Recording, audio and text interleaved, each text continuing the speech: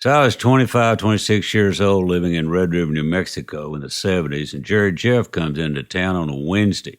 And everybody is so excited. Everybody's going, "Hey, your friend is the guy that wrote Mr. Bojangles. He's like a star.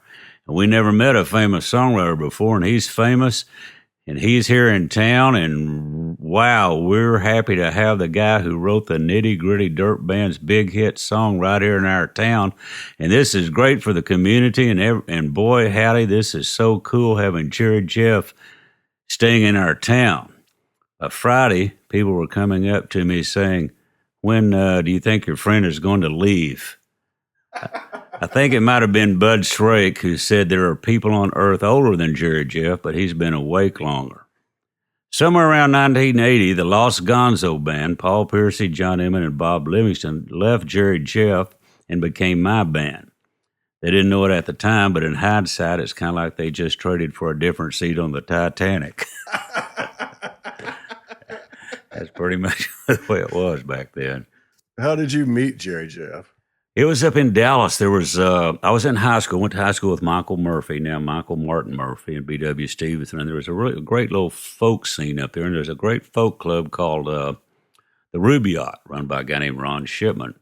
And it was just about the size of a two-car garage. And it just he had just built a little stage, and they served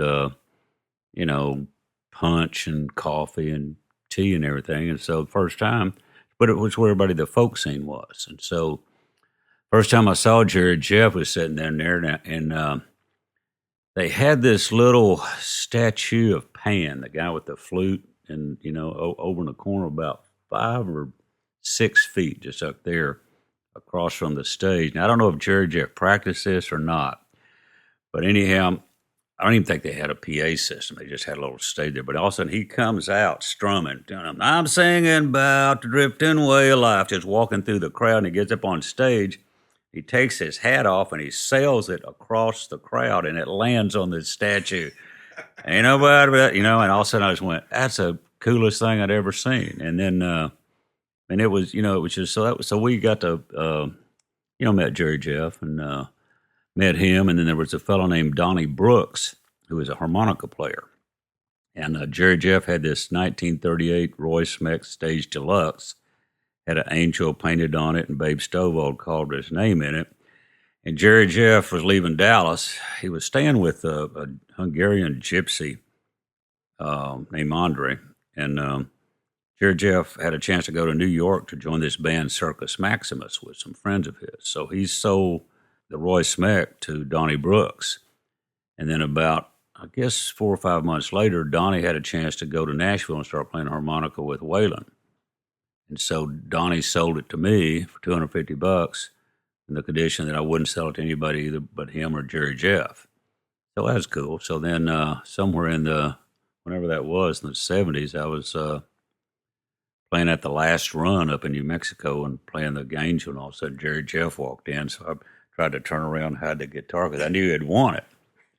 So he traded me. He said, "I got to have that guitar." So he borrowed the guitar, and he wrote that old beat up guitar and Charlie Dunn and just all these songs up there. And just, so he said, I got to have it back. So he traded me this Jerry Jeff Walker Guild guitar that Guild had made for him. But instead of having, it had instead of 14 frets, the neck had 15 for some reason.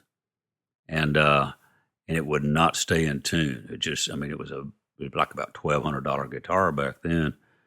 So he traded that to me, and then I eventually traded that to Siegel Fry for a Dobro, I think. So, but yeah, that's how I met Jerry Jeff.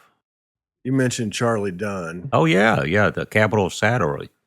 They're in Austin. He was the guy that did all the boots. Yeah, but yeah, Charlie Dunn was. It was. I can't remember what street it's on now. It's right near the Capital Saddlery. Did Charlie Dunn ever make you boots? No, I couldn't afford them at the time. I was more into Acme rough outs. I still wear them, as a matter of fact. But no, I never did have him make me a pair of boots. I knew him. We used to go down there and hang out with Jerry Jeff. It's one of those things where everybody just kind of just knew everybody back then. Yeah, I love that kind of song. I love that song. Yeah, story. Yeah, but Jerry Jeff has that quality of making everything like when you're listening to Pissing in the Wind. Yeah. You can relate to that.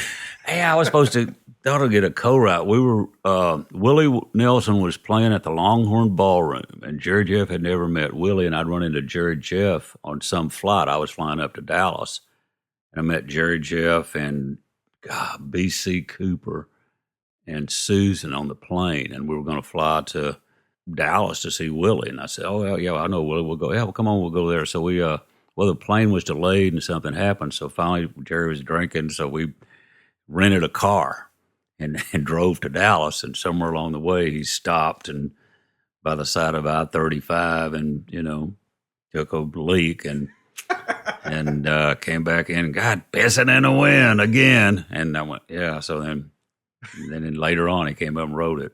That's how I remember it. Then we went up there and met Willie at the deal, and somebody stole Jerry Jeff's hat, and it was a mess. Was it par for the course? Yeah, really.